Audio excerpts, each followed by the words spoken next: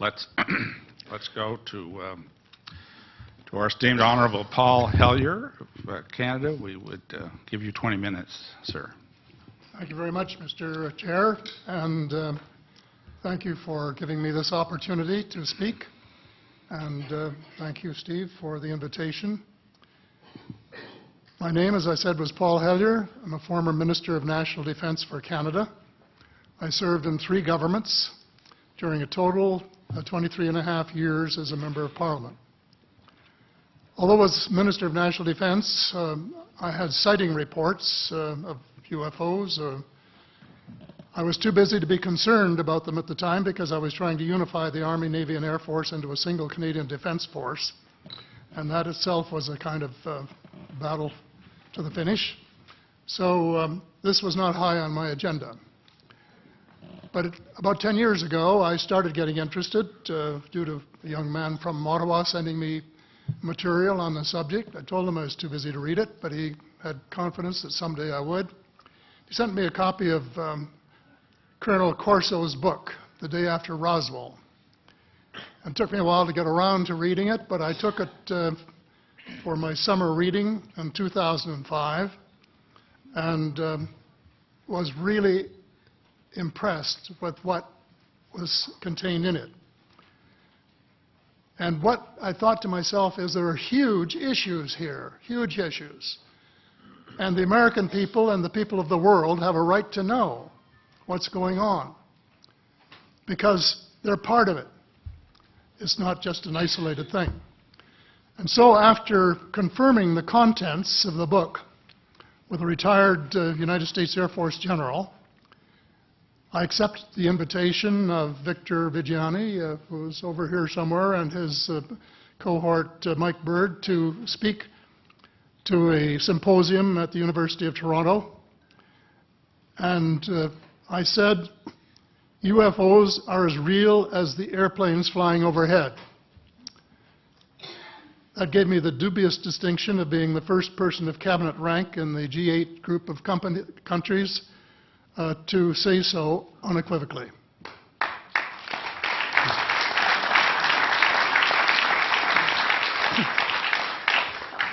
Since then, I've learned a lot from many sources, including a number of the fantastic witnesses that we have heard these last 4 days. They were so outstanding, I was just really blown away with them, the amount of information that was available. And I appreciate every single one of them. But because I'm not a ufologist, I'm a politician, there are only a few things that I want to add in that particular realm. First is that about in the 1960s sometime, there was a flotilla of UFOs headed south that crossed into NATO territory in Europe. And the Commander-in-Chief of the Supreme Allied Headquarters in Europe was naturally very shaken. Fortunately, or maybe divine providence, before the panic button was pushed, the flotilla turned around and headed back north. Obviously, they had thought maybe they were Russian and they were very concerned about it. Anyway, an investigation was launched into this whole subject, and a document was prepared which concluded that at least 4 species had been visiting Earth for thousands of years. And this is my own view at this stage as well. So, except for that, there are just a couple of things that we've talked about that I'd like to refer to. And one was that we were referring to them as they until this morning when Linda Moulton Howe, I think she was the first one, actually named 3 different species. I have brought my latest book called Light at the End of the Tunnel, A Survival Plan for the Human Species, as an aide-memoire, and I name 5 different species here. I'm aware of more now. As a matter of fact, I saw a document just a few days ago that mentioned 20. and I think you, Mr. Chairman, were interested in some of the places they might come from. And I have in here Zeta Reticuli, R-E-T-I-C-U-L-I, Reticuli, the Pleiades, Orion, Andromeda, and the Altair star systems. So I don't think we can any more refer to them as they, because they're not an amorphous mass. They are different species and consequently may have different agendas. I don't think we can say that they all have the same agenda any more than we could say that the United States, China, and Russia had the same agenda. Our real interests may be very similar, but as of now, our perceived interests are still quite far apart. One more observation before I begin what I want to say, and that is that we spent quite a bit of time talking about the 66-year-old cadavers. And I was glad to have Linda this morning finally say that there are live ETs on Earth at this present time, and at least 2 of them probably working with the United States government. The other species that I learned about not too long ago was called the tall whites. And this is when Paula Harris broke the story just a few years ago. And through her good offices, I had the chance to talk for about 3 hours with former Airman Charles Hall and listen to this absolutely fascinating story of how he was working with, first of all, he was scared out of his skin, but after that, when he got to know them, how he was working with, and finally they became to trust each other and have a good working relationship with the tall whites at the gunnery range at Indian Springs in Nevada. And these tall whites were living on United States Air Force property and working in cooperation with the United States Air Force and sharing technology with them. He wrote a book, incidentally, called Millennial Hospitality. There are 4 different versions, but Paula says that Millennial Hospitality number 2 is the best. I think that's the one I read, and it's a very interesting read if you want to sort of get inside the problem of what it's like to bump into these people floating across the terrain in the desert. Well, enough on that for now. My interest is in full disclosure. And my only caveat is I think probably I would say 95 to 98% full disclosure. I know of 1 or 2 things that I'm not sure should be in the public domain, at least yet. They will be someday, I'm sure, but not maybe immediately. But just as children survive the idea of the Tooth Fairy and Santa Claus when they become adult, I think that tax-paying citizens are quite capable of accepting the new and broader reality that we live in a cosmos teeming with life of various sorts. The fact that some other civilizations are more advanced than we are may be humbling, but that could be a necessary step in our survival.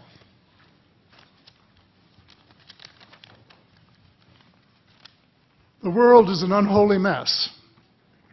We have it best until the end of this decade. In my book, I said we have 10 years to stop global warming if we don't want it to be beyond the point of no return. 2 years has gone past since it was written, so I say we have until the end of the decade to arrest global warming. Yet our leaders don't even talk about it very much except in a superficial way. They appear to be more interested in starting wars to control more oil and, in effect, prolong the gravity of the threat. Of course, even if they took the problem seriously, they wouldn't have the finances to finance the transition from oil to the clean economy, to clean energy, because we have an infinitely silly banking and financial system in the Western world.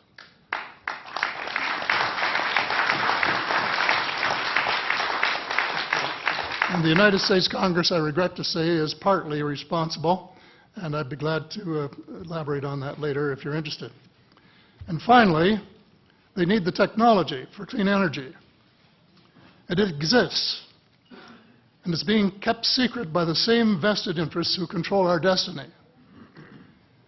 Who are these vested interests, and what are they up to? Well, Senator, we're talking about a military junta.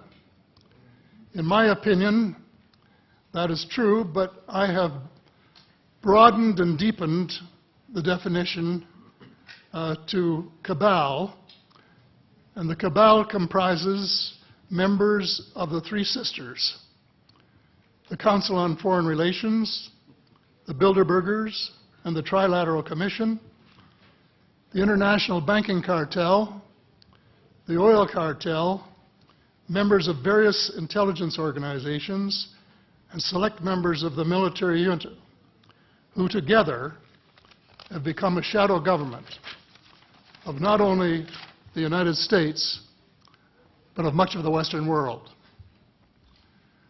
The Council on Foreign Relations is the oldest of the Three Sisters, and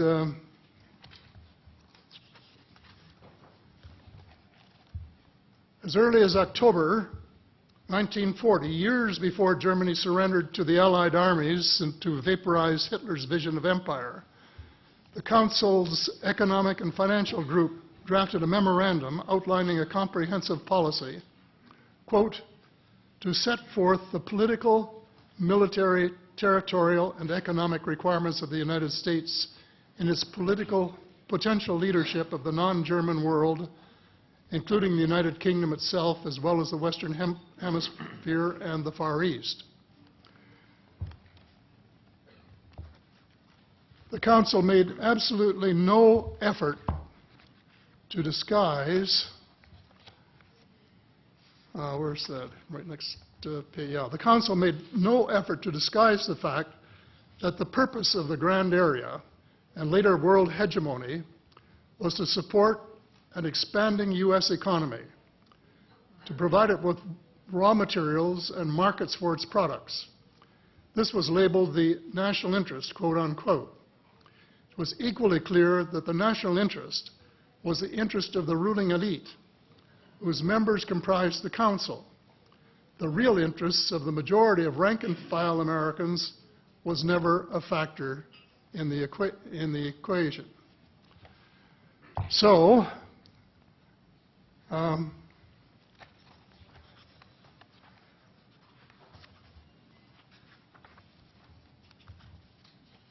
Mr. David Rockefeller, who was a member of all three of the sisters, is quoted as saying this at a meeting of the Bilderbergers in Europe.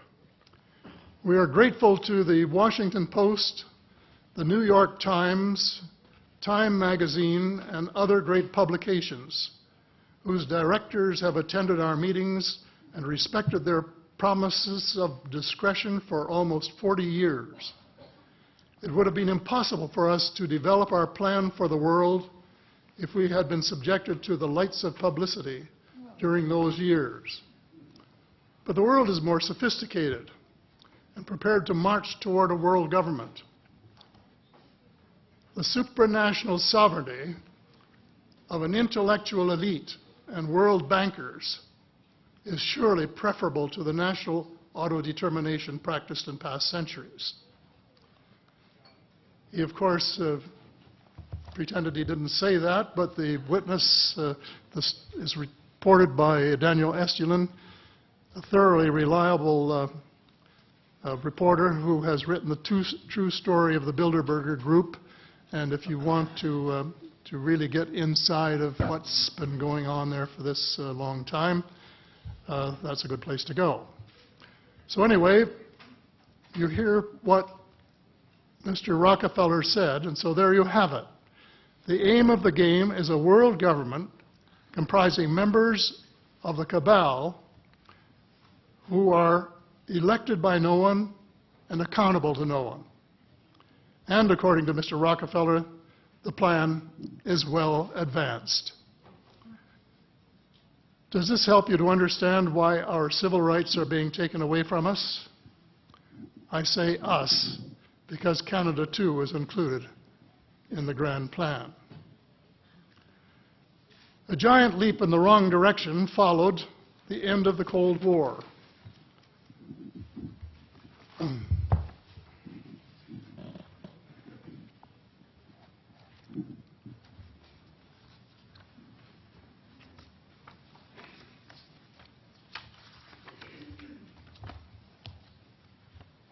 No one could have been happier than I was when the Berlin Wall came down on November the 9th, 1989. The elation on our side of the curtain was near universal, and very significant on the other side as one country after another regained its freedom. Nearly everyone believed that it was the dawn of a new era of peace and prosperity for people everywhere. There was much talk of a peace dividend. The prospects were dazzling in their scope and diversity. It was a unique and God-given opportunity for a new, braver, and fairer world. We blew it. We blew the chance of a lifetime to do good things. A small group of zealots undermined our golden opportunity to pursue peace, not war, and little did we dream that they had a vastly different vision of the new world order. Their plan, which is now commonly known as the Project for a New American Century, included preventive wars in clear violation of international law, regime change wherever and whenever the U.S. desires, and if they can get away with it without excessive casualties, and the establishment of a kind of economic and cultural hegemony with America acting as constabulary, quote unquote. That was their word, globally. This was to be accomplished without authority of the United Nations and without the restraint of existing international treaties. It would involve a military buildup unprecedented in peacetime history and could trigger an arms race, which is precisely the opposite of the peace dividend that the world had rightly looked forward to. The Machiavellian scheme involved secret police, the curtailment of civil liberties in defiance of the U.S. Constitution, and a moribund economy operating way below its potential. Exactly those features for which the Soviet Union was held in contempt. The initial draft of the document was so controversial when it was leaked to the New York Times that it had to be rewritten, but it was not changed very much, just the cosmetics, enough to make it politically acceptable. So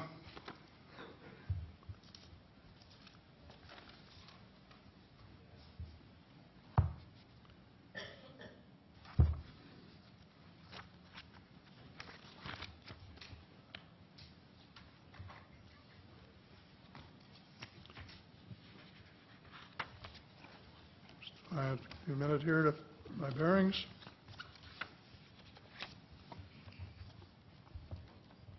The document said this: well, it may have been easy to persuade President Bush to abandon his stated policy of not getting America more deeply involved in international affairs, but persuading the American people would be more difficult. Sophisticated Americans would question such a giant sea change in policy.